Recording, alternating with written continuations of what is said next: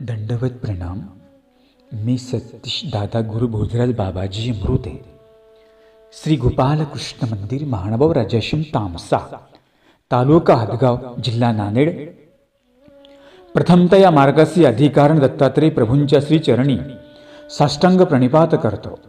साधनदाता सर्वज्ञ श्री चक्रधर स्वामी स्वामींच्याही चरणी विनम्र अभिवादन करतो. कैवल्यवासी गुरुमाता तपस्विनी भामाताईजी अमृते, संस्थापक श्री गोपालकृष्ण मंदिर, तामसा, ताईंची अंतःकरणामध्ये आठवण करतो. विद्या गुरुवर्य आदरणीय बाबांना दंडवत प्रणाम. आदरणीय श्रद्धेय गुरुवर्य तामसा निवासी श्री गोपालकृष्ण मंदिर संचालक दादांनाही दंडवत प्रणाम. आणि ज्या ठिकाणावरून आपली पोथी प्रसारित होते आहे असे या श्री गोविंद गुरुकुल महानुभाव आश्रम भाणखेडी या आश्रमा संचालक कवीश्वर कुलाचार्य आदरणीय श्रद्धेय बाबांनाही दंडवत प्रणाम. आणि ज्यांच्या लेखणीतून ग्रंथ साकारलेला आहे श्री दत्त कवच महाभाष्य, याचे लेखक आदरणीय चिंतनीजनक बाबांना दंडवत प्रणाम. अमृत प्रवर्तक या ग्रुपमध्ये सहभागी असलेल्या सर्व अच्युत गोत्र्यासी दंडवत प्रणाम. अमृत प्रवर्तक व्हॉट्सअप नंबर आणि कॉलिंग नंबर आहे 94 052 75 075. दंडवत हो. आपण दत्तकवच महाभाष्य 6वी टीका पाहत आहोत. विभूतियुक्त भालम च जटामुकुटमंडितम. हे काल या ओवीचा अर्थ आपण बघितलेला आहे. काल आपण बघितलं की जी विभूती आहे ती भाळस्थळावरच का लावल्या जाते, कारण ती जागा पवित्र आहे. तिथेच नाण्यांचं पूजन केलं जातं. ती ज्ञानाचा साठा आहे. आणि म्हणून ज्याच्याकडे ज्ञान किंवा जो ज्ञानिया ईश्वर, हे दोघांचंही पूजन केलं जातं. आता प्रत्यक्ष परमेश्वर नाही, परमेश्वराचं साधन आता सांगितलं. स्थान, प्रसाद, भिक्षुक, वासनिक हे सांगितलं ना, चतुर्विध साधन सांगितले की नाही. असं आपल्याला सांगितलं स्थानांना नमस्कार करावं, प्रसाद वंदन नमस्कार करावे, भिक्षू मात्रांना भेटायला सांगितलं की नाही. का तर हा एक ईश्वरीचा परिवार आहे आणि त्याच्यामध्ये ज्याच्या ठिकाणी ज्ञानशक्ती तोही पूजनीय सांगितलेला आहे. परंतु त्याही मध्ये परमेश्वर जो आहे तो तर स्वयं ज्ञानशक्ती परमेश्वराने स्वीकार केलेली आहे आणि ती आपादमस्तकी म्हणजे भाळस्थळावर आहे. म्हणून त्यांनी तिथे गंध लावला, तिथे ती विभूती साकारली. म्हणून आपण नाण्यांचं पूजन तिथेही करतो. हे सांगितलं. फार एक संदर्भ आपण फार सुंदर बघितला की गोपालकृष्ण महाराजांचा मित्र सुदामा याच्याही कपाळावर जे काही दरिद्रता होती, परंतु देवाने सगळे मिटून टाकले. का मिटून टाकले? तो सुद्धा सर्वस्व भावे देवाला शरण गेला आणि त्यांनी देवाच्या ठिकाणी त्यांनी अनुताप केला. एका अश्रूंनी त्याला सुवर्णनगरी दिली. कोणी म्हणाले देवाने तांदूळ घेतले म्हणून त्याला दिली, देवाने त्याचं घेतलं म्हणून दिली. परंतु ते तर घेतलंच की, परंतु त्याने जे अश्रू गाळले किंवा त्याने जो अनुताप केला, त्या अनुतापाने परमेश्वराने त्याचा जो दुःख पाहून, अनुताप पाहून परमेश्वराने त्याला सुवर्णाची नगरी दिली. म्हणून लक्षामध्ये ठेवा की पहिलं जरी तो सुदामा दरिद्री होता, परंतु त्याच्या पत्नी हुशार होती. तिने सांगितलं, अरे देवाला रिकाम्या हाताने भेटायला जाऊ नको. जरी काय आपल्याकडे नसेल धन दौलत, नसेल मिष्टान्न, पण जे आपल्या घरामध्ये आहे ना ते तुम्ही घेऊन जा. आणि सुदामा गेला. आपण काल बघितलं. मुद्दा मला सांगायचा की पहिलं द्यावं लागतं, नंतर घ्यावं लागतं. आपण देण्याची काय अजिबात वासना नसते. फक्त देवाकडून मला काय भेटतं ही अपेक्षा आपण करत असतो. हा जीवाचा स्वभाव सांगितलेला आहे. देवावर एक किडकी सुपारी ठेवायची, स्थानावर एक सडकं सुपारी ठेवायची आणि मग देवाला खूप आशाने काही मागायचं. देवा मुलीचं लग्न चांगलं झालं पाहिजे, नातू पण झाला पाहिजे, तिला पती पण चांगला भेटला पाहिजे. एका सुपारीमध्ये, एका किडक्या सुपारीमध्ये आपण देवाला एवढं सर्व मागून घेत असतो. हे बरोबर आहे का आपलं? अरे अर्पण तर कसं करतो बघा ना. सडकं अर्पण करायचं आणि चांगलं मागायचं. देव पण म्हणतो हा पण खूप हुशार दिसतोय माझा भक्त. देव पण तुम्हाला बरोबर तसंच देणार. मग लक्षामध्ये ठेवा, चांगलं पेरलं की चांगलं उगवत असतं. सुदाम्याने देवाला जे काही अर्पण केलं श्रद्धेने भावाने केलं आणि अर्पण करून अनुताप केला. जेव्हा आपण परमेश्वराला विडा समर्पण करतो किंवा उपहार दाखवतो किंवा विधी करतो, तेव्हा आपल्या डोळ्यातून अश्रू येणं फार गरजेचं असतं. अश्रू आले पाहिजे.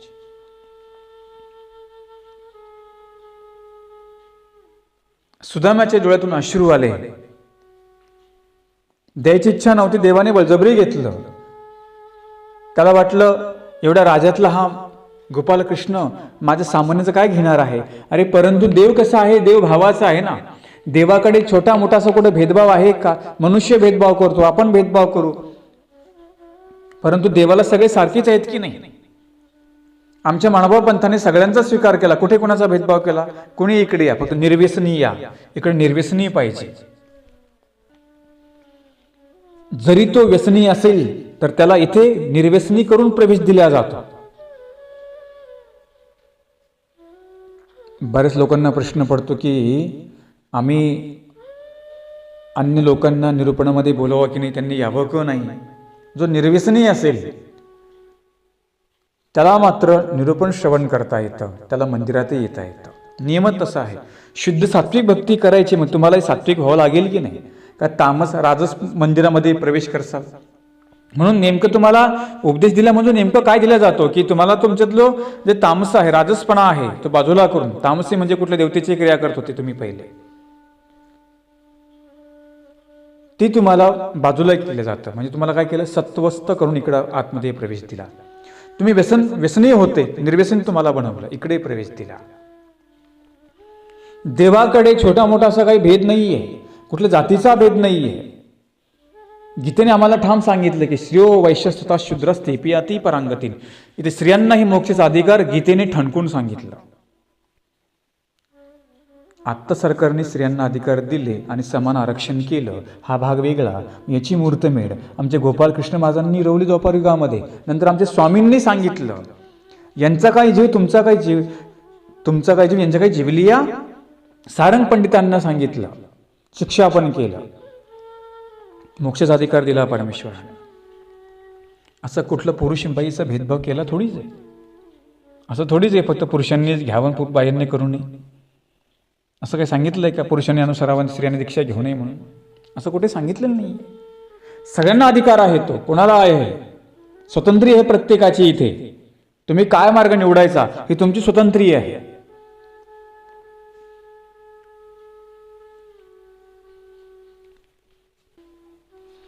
आणि म्हणून जो परमेश्वराचं आहे, जे चांगलं आहे ते सर्वांना स्वीकार करता येतं, स्वीकार करता आलं पाहिजे.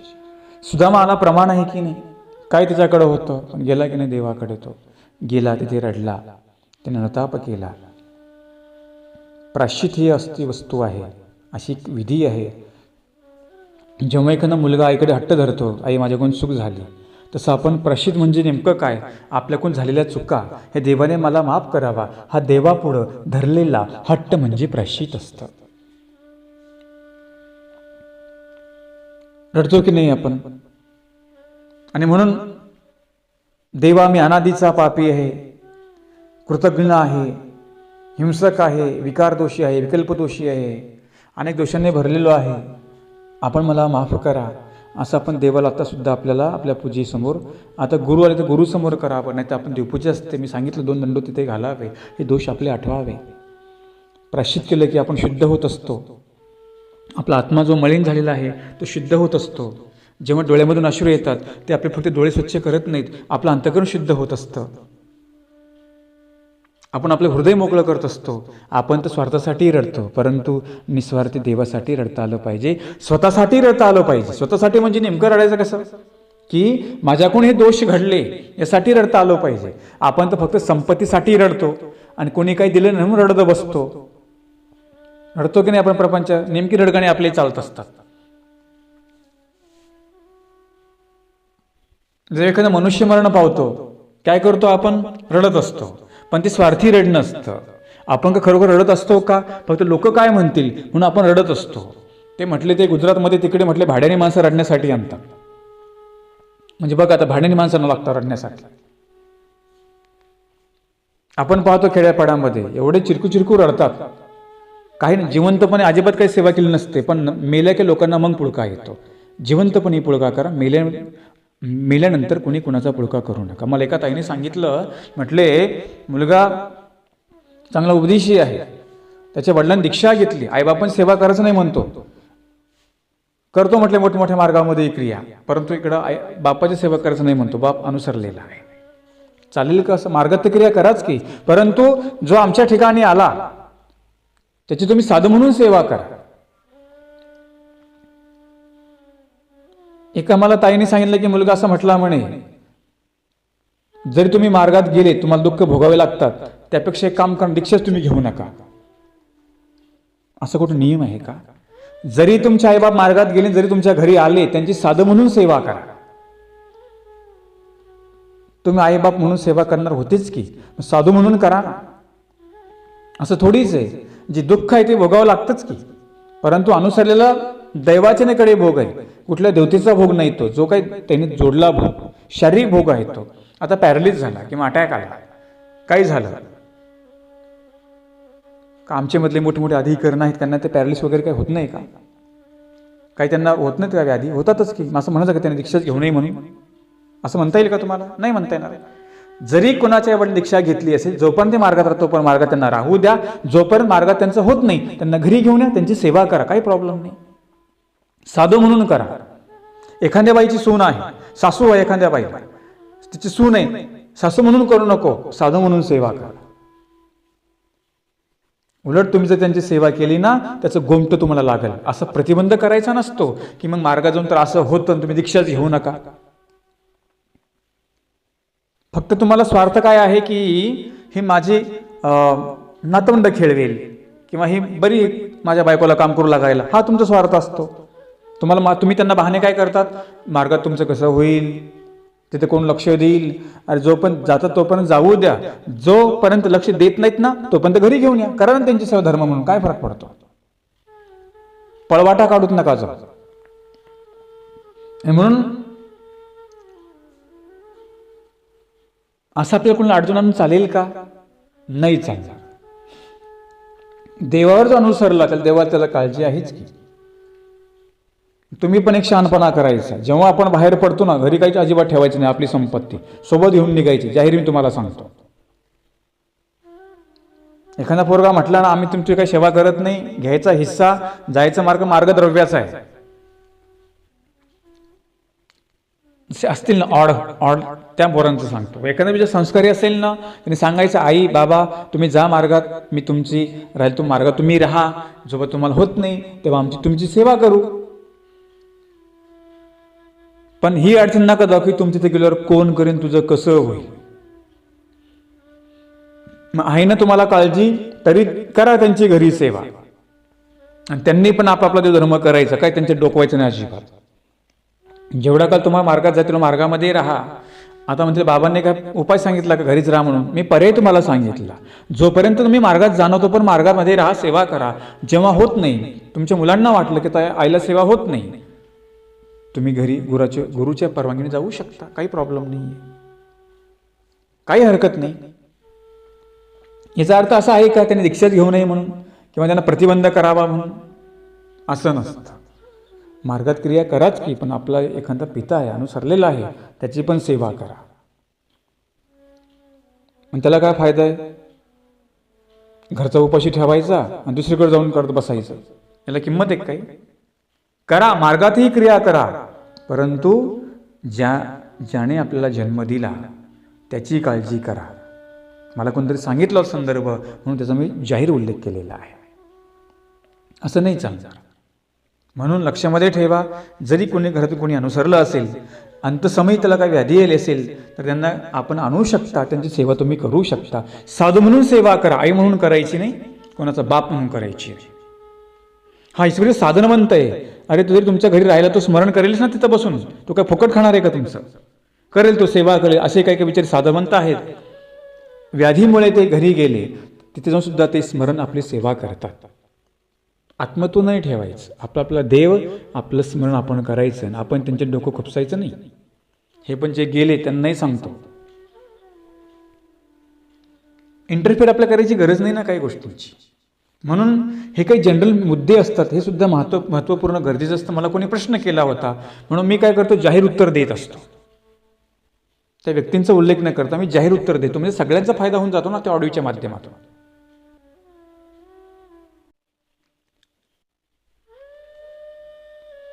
देव आहे की आपली काळजी करणारा. जर कोणी असं अडचण तुम्हाला धमकी देत असेल, आम्ही तुम्हाला वापस घरी आणणार नाही, तर काही हरकत नाही. सांगायचं देवावर एकदा अनुसरलो म्हणजे अनुसरलो. देवा तू तार अथवा मार. काय असतं, धर्माची नाती असतात. आता हे आम्ही अनुसरलो लहानपणापासून. आता आमचे काही भाऊ आमची ओळख थोडीच आहे. ईश्वरीचा परिवार आहे, तो कुठेही साधू राहू शकतो, कुठेही काही धर्माचरण करू शकतो, असं काही बंधन नसतं.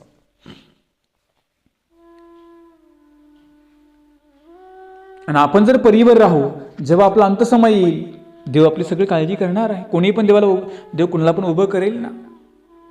एकच सांगतो की जेव्हा तुम्ही मात्र घराच्या बाहेर पडता, तेव्हा तुमचं जे काही हिस्सा आहे तो मात्र तुम्ही बाहेर घेऊन पडायचा. जर तुमची मुलं वाटले हे काही करणार नाही, सगळ्यांचं नाही, काही काही संस्कारी आहे, पण काही काही एकदम स्वार्थी होऊन जातात, त्यांना सांगतो की मार्गद्रव्याचा तुम्हाला कशासाठी न्यायचा पैसा, मार्गाचं तुम्हाला द्रव्य भजन पूजन करायचं आहे, कुठे स्थानाला जायचं आहे, त्यासाठी द्रव्य लागेल की नाही तुम्हाला, कशाला त्यांना देऊन ठेवता आणि पुन्हा त्यांची गॅरंटी काय तुम्हाला देतील म्हणून ते असे अजिबात नाही समजतात आपल्याला. म्हणून पाऊल टाकताना हे विचार मात्र नक्की करा, हे तुम्हाला मी सांगतो.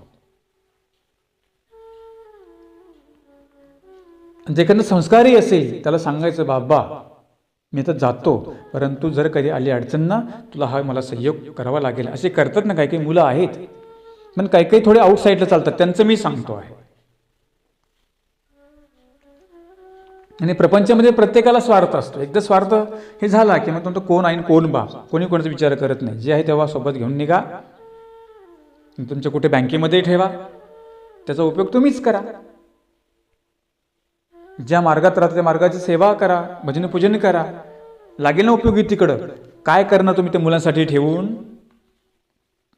ते तिकडे उधळून टाकतील ना कुठे पण. लोक म्हणतात की मार्गात बी पैसा लागतो. अरे मार्ग पैसा लागतो म्हणजे तुला भजन पूजन करण्यासाठी तुम्हाला पैसा लागतो. तुमच्या काही समस्या असतात, काही व्याधी असतात कुणाला, त्यासाठी लागतो. मार्गात का थोडी भाडं घेतं तुमच्याकडून, असं नसतं. आणि म्हणून योगक्षेम तो परमेश्वर आपला चालवतो, त्याची आपल्याला काळजी नाही. परंतु तुम्हाला कुठे काही वाटलं करावं तर द्रव्य पाहिजेच की नाही, त्यासाठी ते घ्या.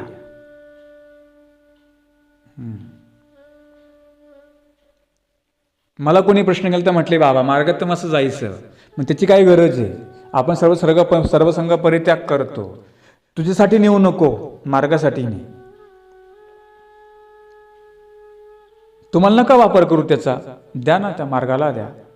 एखादा कुठे तुम्हाला साधनवंत दिसला त्याला द्या. कुठे दुर्भिक्ष आहे तिथे तुम्ही करू शकता. स्वतःसाठी नका खाऊ, दुसऱ्याला देऊ शकता की तुम्ही, चालतं. हे माझं नाही, हे ईश्वरी अर्पिले, ईश्वराचं सगळं आहे, ही भावना पात्र मनामध्ये फार महत्वाची असते. एखादा पदार्थ मला भिक्षेमध्ये आला किंवा एखादा पदार्थ मला दिला, तो काय माझा आहे का? नाही, तो ईश्वराचा आहे.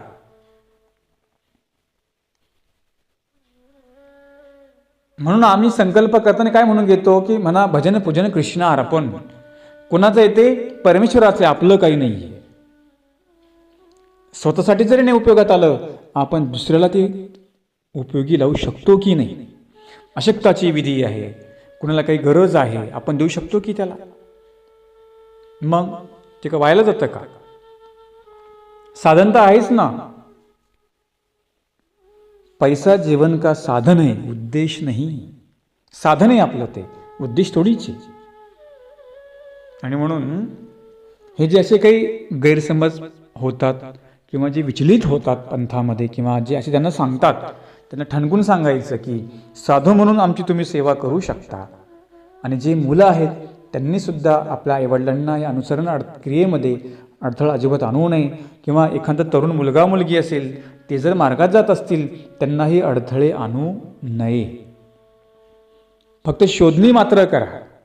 तुम्हाला कुठे सत्व भरतं, तुम्हाला कुठे करमतं, तुम्हाला कुठं राहावं वाटतं, याची मात्र तू स्वतंत्री तुम्हाला प्रत्येकाला आहे. असं काही नाही ज्या गुरुने उपदेश दिला तिथे दीक्षा घेतली पाहिजे असं काही नियम नाही आहे. जिथे तुम्हाला सत्व भरेल, छोटा मार्ग राहू की मोठा मार्ग राहू, लहाना बाबा राहू की मोठा बाबा राहू, बाबाकडे नान आहे ना, छोटा मोठा काही नसतो. असं काही नाही तब्येतीने मोठा पाहिजे असं काही नाही. छोटा असले ज्ञान आहे त्यांच्याकडे हे बघायचं.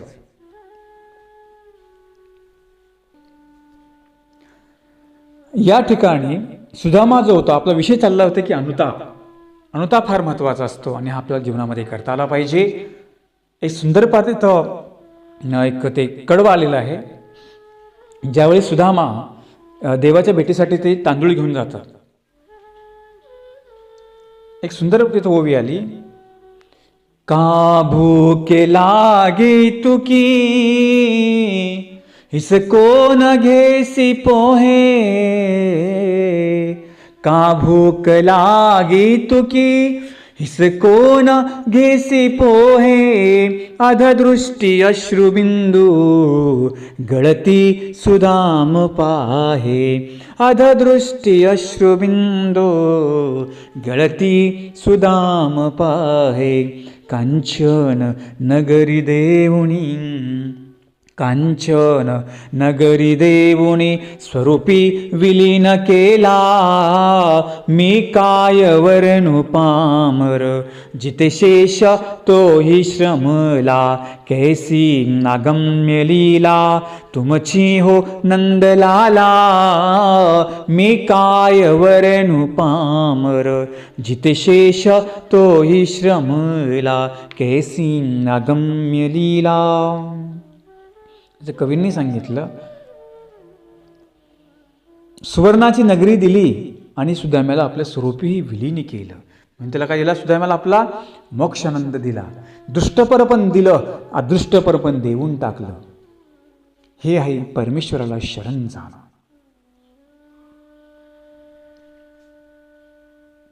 सुदामा देवाच्या संगतीमध्ये गेला, एवढा मोठा बदल त्याच्यामध्ये होऊन गेला. परमेश्वराच्या संगतीमध्ये जाणं म्हणजे त्याची भक्ती करणं, हे किती आपल्या लाभाचं, किती फायद्याचं आहे हे आम्हाला चरित्रावरून दिसून येतं. मग सुदामाला वाटायचं की देव माझा मित्र आहे. देवासारखा कोणीच मित्र सुदाम्याचा होता का? देवाला सुद्धा सुदामा आवडायचे. सुदामा ही देव सुदाम्याची सावली होते. आपण म्हणतो की नाही, अरे अशा झाडाखाली थांबा, अशा झाडाखाली राहा, ज्या सावलीमध्ये गेल्यानंतर मला कुठलाच त्रास नाही झाला पाहिजे. म्हणून आपल्याला देव परमेश्वराची सावली पाहिजे. जीवाची सावली नको, तो कधी धोका देईल काही सांगता येत नाही. देवतेंची नको, कधी खाली ढकलून देईल काही सांगता येत नाही. कधी काही विघ्न करेल, तिची सावली फार महत्वाची नसते. सावली कोणाची पाहिजे? गुरूंची, परमेश्वराची सावली पाहिजे.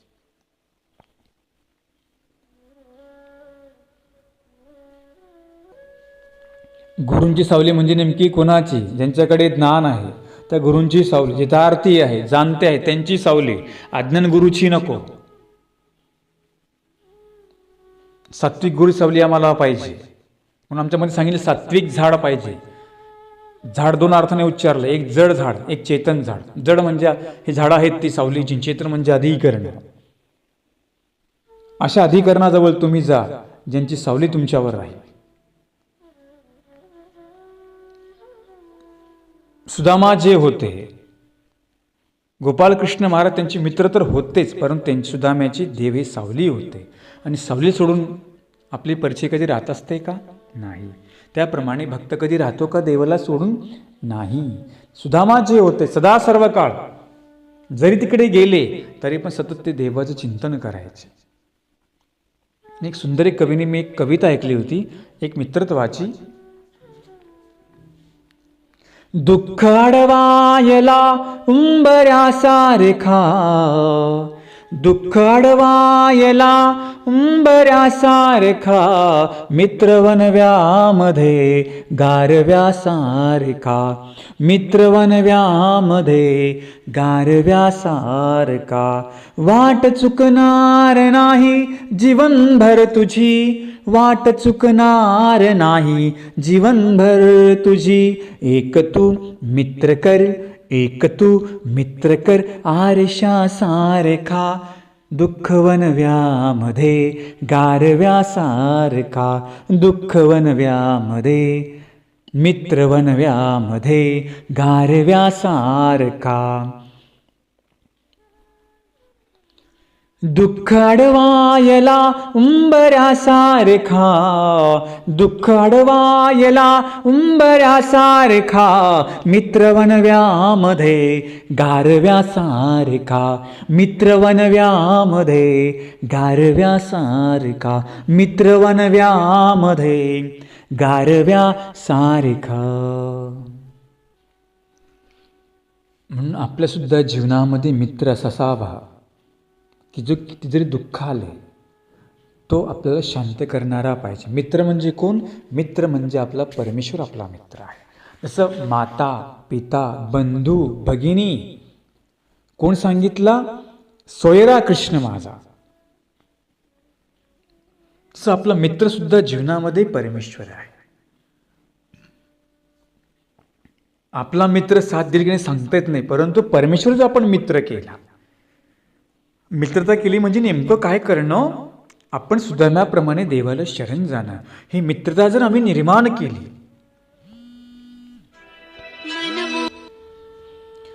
हे देवाशी नातं आम्हाला निर्माण करता आलं पाहिजे. बाकीचे धोका देतील, जीवाचं काही खरं नाही, तो स्वार्थी, कधी धोका देईल काही सांगता येत नाही. आपले धोके भेटतात की नाही जीवनामध्ये? वेगवेगळ्या प्रसंगामध्ये धोके आपल्याला भेटत असतात. परंतु परमेश्वर असा सोयरा आहे, तो मित्रही आहे, तो माताही आहे, तो पिताही आहे, तो बंधूही, तो भगिनीही आहे. भावाभावामध्ये वैर असतं, भावामध्ये भांडणं असतात, पण भावाची बहिणीची कधी भांडणं असते का? आता एक कलियुग आहे, हा विषय सोडून द्या. ते भावाच्या बहिणींची ते भांडणं होतात, हा विषय वेगळा राहिला. परंतु बहिणीचा भाऊ आमचा सांगितलं की बहिणीचा भाऊ परमेश्वर सोयरा आहे. भावाभावामध्ये वैर असतं, म्हणतात ना भावकीची ती भानगडी असते, परंतु भावा बहिणीचंही अतूट प्रेम असतं. हे जे स्थळ आहे, हे ठिकाण, हे म्हणजे एक भावा बहिणीचं एक नातं कसं असावं लागतं, हे ठिकाण म्हणजे भानखेडी आहे. याच भानखेडी येथून महादैसाने आचार्यांना आपल्या पाठीवर घेतलं आणि रुद्धपूरला नेलं. जर महादैसा नसती आज आमचा पंथही पुढे आला नसता. बहीण असे असावी लागते. भावा बहिणीचे नातं कसं असतं हे आम्हाला या स्मृतीमधून बघायला भेटतं. हेच हे जे भानखेडी स्थळ आहे, या ठिकाणी नागदेवाचार्यांचं जे वीरस्थान आहे, जिथे आले होते त्यांना घेऊन गेले. म्हणजे मुद्दा सांगायचा की परमेश्वरासाठी अशी नाती आपल्याला निर्माण करता आली पाहिजे. तिकडे धोका देतील, कोणी धोका देईल काही सांगता येत नाही, पण परमेश्वर आपल्याला धोका देईल का? हे नातं, हे मित्रत्वाचं नातं आम्हाला देवाशी निर्माण करता आलं पाहिजे. देवा तूच माझं सर्वस्व आहे अशी भावना जेव्हा होते की नाही, देव त्याला सर्वस्व देत असतात. ज्याप्रमाणे सुदामा प्रसंग चालला होता की म्हणजे सुदाम्याचं जे होतं नशिबावर ते देवाने मिटून टाकलं. पण कधी सुदाम्याने सगळं देवाला आपलं मानलं. मित्र तर होताच की त्यांनी भक्तही झाला. असं नंतर पुढे आपण बघूया. तर म्हटले ज्याप्रमाणे गोपालकृष्णांनी डोक्यावर मोरपीस धारण केला, कोणी डोक्यावर पगडी घालतं, कोणी पागोटे घालतं. ज्या देवता आहेत त्या आपल्या डोक्यावर सोन्याचा मुकुट मिरवतात. तर म्हटले गुरुदत्ताने डोक्यावर काय धारण केलं? सांगतात की पुढचा श्लोक आहे, शब्द आहे, जटामुकुटमंडितम. जो स्वयंभू असतो ते बाहेरून काही घेत नसतो, ते स्वतःच निर्माण करत असतात. त्यांना काही दुसऱ्या कोणाची गरज नसते. कुठल्या त्यांना जी बाह्य उपकरण आहे त्यांना कुठलीही गरज नसते. कोणी पगडी धारण केली ती अवांतर आहे. निर्माण केली का आपण? एखाद्या सोन्याचा मुकुट आहे तो कोणतरी तयार केलाय का आपण? नाही. परंतु परमेश्वर जो आहे तो स्वयंभू आहे. तो स्वयंभू सगळं तयार करतो. त्याला दुसरं कोणाची त्याला काही गरज नाही आहे कुठल्या उपकरणाची. सांगता की ज्याप्रमाणे शांतीदूत अंगद रावणाच्या दरबारामध्ये गेला रावणाने त्याचा अपमान केला, रावणाने त्याला सिंहासन बसायला दिलं नाही, तर त्याने आपल्या स्वतः शेपटी गोळा केली, स्वतःच्या शेपटीचं आसन केलं आणि अंगद त्या आसनावर बसला, स्वयंभू निर्माण करून दाखवला. तसं काही काही लोक नाही का स्वतःचं काय अस्तित्व निर्माण करतात, दुसऱ्याच्या भरोश्यावर उड्या नाही मारत किंवा दुसऱ्याच्या कुबड्यावर जगत नसतात. काय काय असे असतात स्वतःचं अस्तित्व निर्माण करतात, शून्यातून निर्माण करतात. एक असतो तो दुसऱ्यांच्या हातापाया पडतो, पण एक असतो हातापाया न पडता स्वतःच्या कष्टाने सिद्धत्व निर्माण करून दाखवत असतो की नाही. एक असा एकाला दुसरीकडे बघावं लागतं, वसनवारी मागावं लागतं. एक असा आहे स्वतःच्या प्रयत्नाने सगळं स्वतः निर्माण करतो. जसं अंगदाने गोलाकार शेपटी करून आपलं आसन तयार केलं, त्याने अपेक्षा नाही केली की मला कोणी आसन टाकावं, मला आसन पाहिजे म्हणून. त्याच्याही समोर तो समोर बसला, खाली नाही बसला.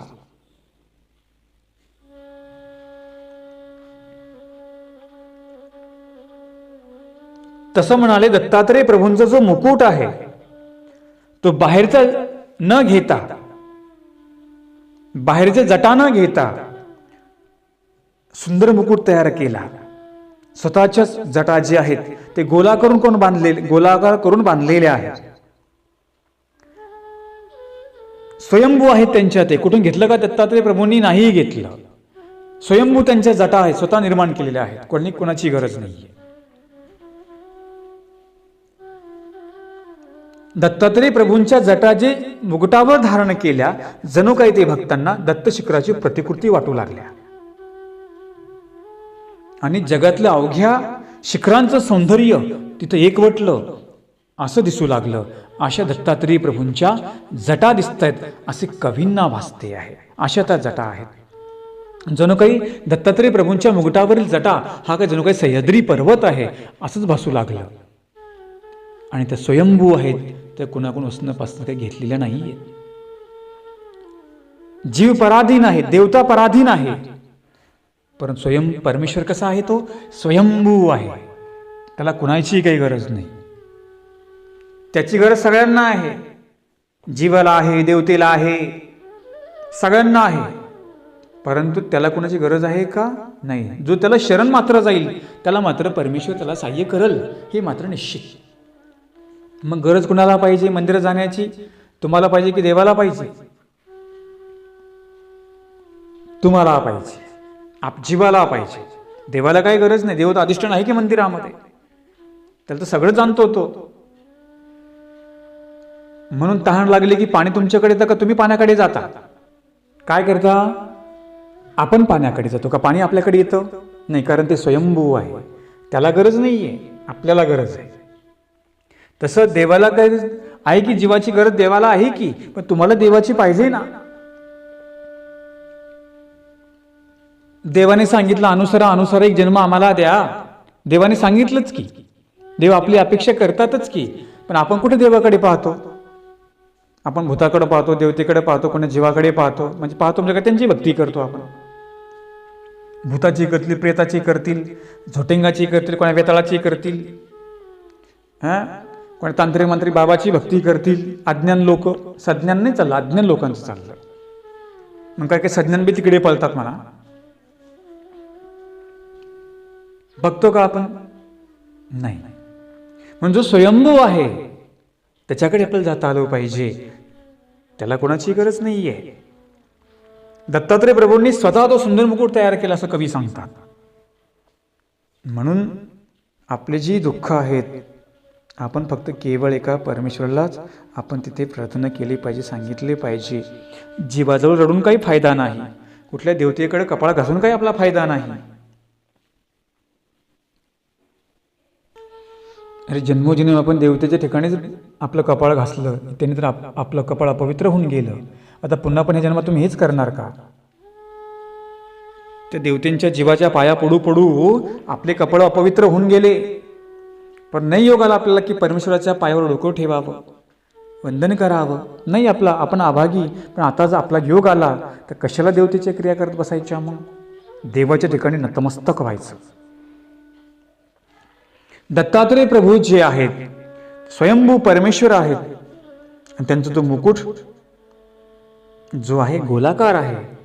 सौंदर्य कवीला कसं भासलं, रवळव्यास आपल्या ग्रंथामध्ये म्हणतात, मूर्ती देवळाचा कळसू की ओती ब्रह्मरसू तेजसू जेथ कैवल्य किरणा विकासू तो श्री मुकुट देखा. तो कळस म्हणजे जणू काही ब्रह्मरसाच्या तेजानेच केला आहे. तेथे कैवल्याच्या किरणांचा विकास झाला आहे. ज्याप्रमाणे कळस असतो, कळस हा कसा असतो, ते संपूर्णत्वाचं प्रतीक आहे. संसार म्हणजे अपूर्ण विराम आहे आणि परमार्थ म्हणजे पूर्ण विराम आहे. आपण पूर्णविराम कधी देतो, जेव्हा वाक्य संपलं की तेव्हा आपण काय करतो, पूर्णविराम देतो. मध्ये कसे असतं, फक्त स्वल्पविराम असतात की नाही, किंवा अपूर्ण विराम असतात. तसा प्रपंच जो सांगितला तो संसार जो आहे तो अपूर्णच आहे, पण त्या अपूर्ण असलेला संसार त्याच्यामध्ये कुठली परिपूर्णता नाहीच आहे ना. परंतु जर तुम्हाला परिपूर्ण व्हायचं असेल तर तुम्हाला परमार्थाचा स्वीकार करावा लागेल, म्हणजे परमेश्वराला शरण जावं लागेल. तुम्ही त्यांना संसारापूर्ण म्हणताना नेमकं काय सांगायचं की तुम्ही प्रपंचामध्ये कितीही देवतेंची भक्ती करा, कितीही काळ करा, परंतु ती अपूर्णच आहे, ती पूर्ण नाही. जेव्हा मात्र तुम्ही परमार्थाकडे जासाल, म्हणजे तो परमार्थ म्हणजे कळस, परमेश्वराची भक्ती करणे म्हणजे कळस एक प्रकारचा आहे, बरोबर आहे की नाही. तिथे तुमचा पूर्णविराम होईल. म्हणून कवी सांगतात की दत्तात्रेय प्रभूंना शरण जा. ज्याप्रमाणे कळसानंतर काही शिल्लक राहतं का, कळसाच्यावर काही असतं का, काही नसतं. कळस सर्वोच्च असतो, त्याला चकाकी असते. तसा भक्त हा मंदिराच्या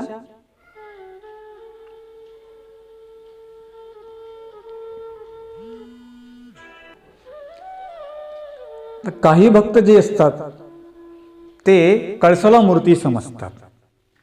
म्हणजे जर मंदिरामध्ये मूर्तीचं दर्शन झालं नाही तर म्हणतात कमीत कमी कळसाचं तर दर्शन करावं. किंवा मूर्त जी आहे म्हणजे कळस त्याने एवढा महत्वपूर्ण सांगितला की कळस म्हणजे सर्वोच्च. तशी आपली जी भक्ती आहे ती आपली कळस झाली पाहिजे, सर्वोच्च झाली पाहिजे. आणि त्यालाही ज्याप्रमाणे त्या कळसाला चकाकी असते तसं आपण भक्ती करत असताना आपल्यामध्ये उजळतं असणं फार महत्वाचं असतो. जो उजळलेला असतो तोच भक्ती करू शकतो, मळलेला भक्ती करू शकत नाही. मळलेला म्हणजे विचाराने बरोबर पुरसटलेला, हिनी विचाराचा, व्यसनीया, अधोगतीकडे जाणारा किंवा लोकांचं वाईट चिंतन करणारा हा भक्ती करू शकेल का, नाही करू शकणार. भक्ती करताना त्याला सुद्धा त्याच्या जीवनात चकाकी पाहिजे. कळसाला किंमत कधी आहे, त्याला चकाकी किती येते, त्याला उंचावरच कधी गेला तो, त्याला चकाकी निर्माण झाली, तुम्ही स्वतःला सिद्ध करून घेतलं तेव्हा तो उंचावर गेला. लोक कळसाच्या पाया पडतात, म्हणतात ना देखले गा. आमचे स्वामी सांगतात की बटिका देखले गा रुद्रपूरचे कळस. स्वामींनी कळस पाहिल्याबरोबर बटिकांना सांगितलं घाला घाला गा दंडवते. चांगदेव भट्ट लहान होते, आमच्या स्वामींनी जे केलं त्यांनी पण जे केलं. स्वामी सांगतात बटिका आम्ही पण जे केलं तुम्ही पण जे करता, तुम्ही दंडवते घाला. आणि स्वामींनी त्यांना 5 दंडवते घालायला लावली. आता ही प्रथा आहे, जेव्हा रुद्रपूरचे कळस किंवा कुठल्याही मंदिराचा कळस आम्हाला दिसल्यानंतर तिथून आपल्या दंडवत घालण्याची प्रथा आहे. का, सर्वोच्च शिखर आहे, ते उत्तुंग आहे. भक्ती म्हणजे कळस आहे, हे त्याने अनेक प्रमाण त्याला दिलेले आहेत. आणि म्हणून जणू म्हटले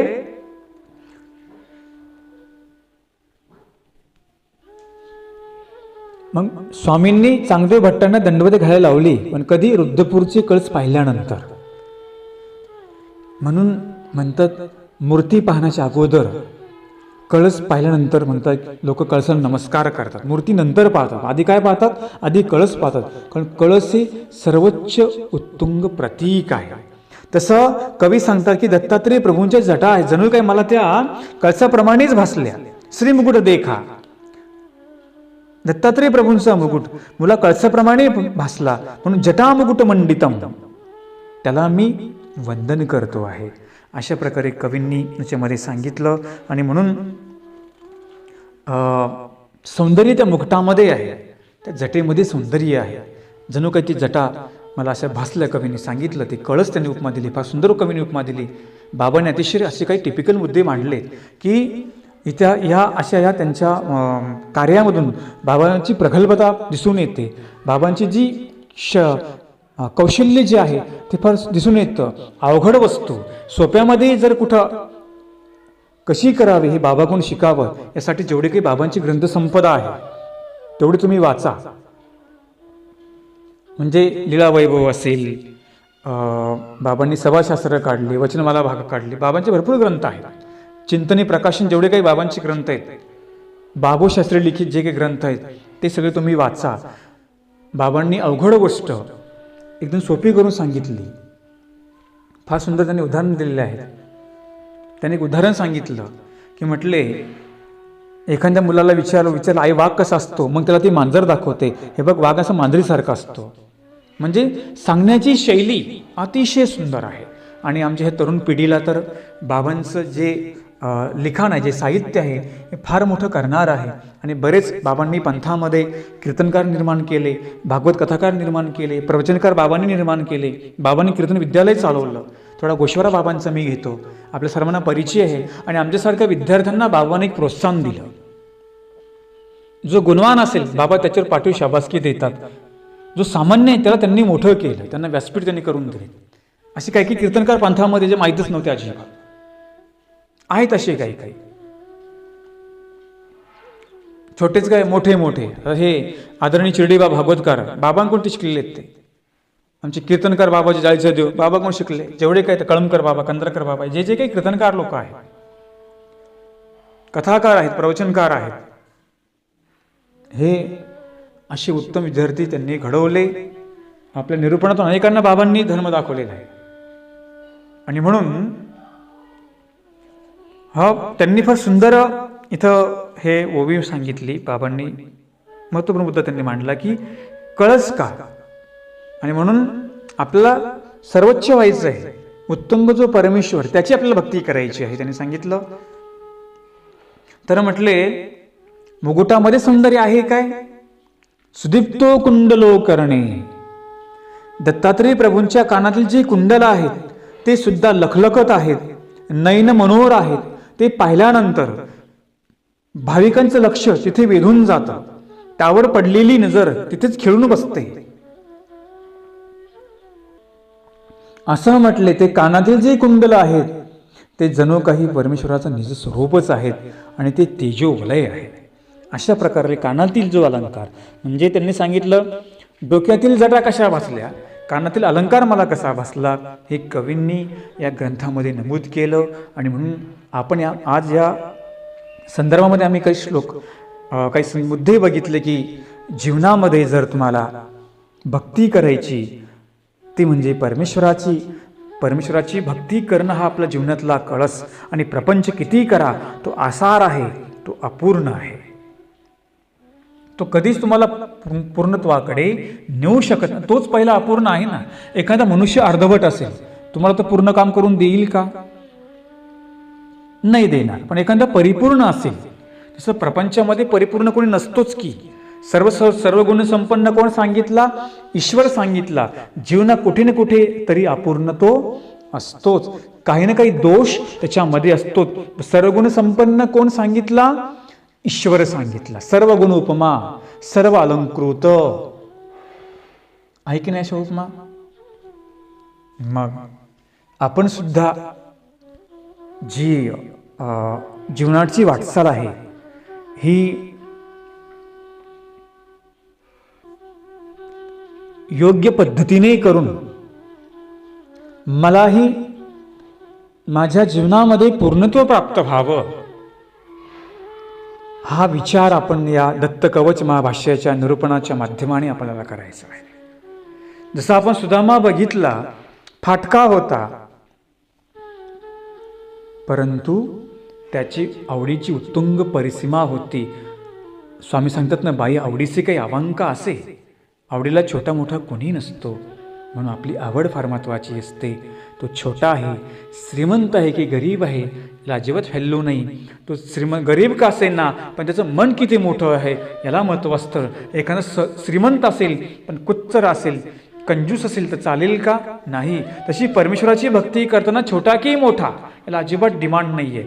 किती श्रद्धेने भावाने आवडीने करतो याला किंमत आहे. म्हणून जे काही मुद्देच आपण श्रवण केले लक्षामध्ये ठेवा. जे काही तुम्हाला मी निरसन केलं शंकांचं ते लक्षामध्ये ठेवा. जर का तुमच्या आणखीन काही शंका असतील 94 052 75 075 नंबरला कॉल करा.